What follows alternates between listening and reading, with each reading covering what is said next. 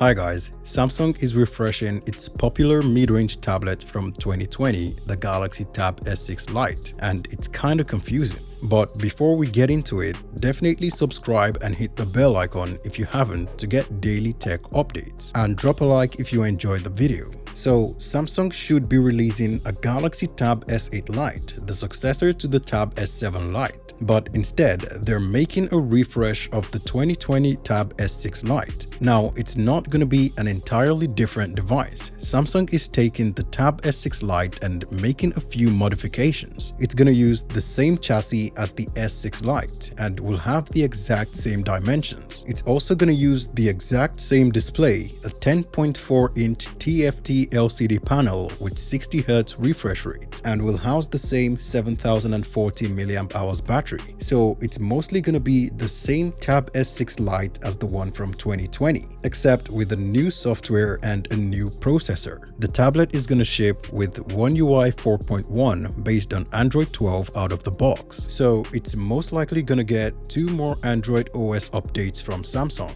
And unlike the previous Tab S6 Lite that was powered by the Exynos 9611 chipset, this is going to be powered by the Snapdragon 720G, which is not an impressive chipset. It's worse than the 750G on the Tab S7 Fan Edition. The device was rumored to have the 720G in a leaked online benchmark, and although the device hasn't been officially announced by Samsung, it was listed for pre-order on Amazon Italy with a price of 400 euros. Now, one good thing about this refresh is the device is going to ship with the charger in the box, which is a good thing because all Samsung devices this year have skipped the charger in the box, even their mid-range devices. Anyway, I don't think this is going to replace the Tab S8 Lite or Fan Edition. We're still going to get that, so definitely subscribe and hit the bell icon so you don't miss any information about it. And be sure to drop a like if you enjoyed this video.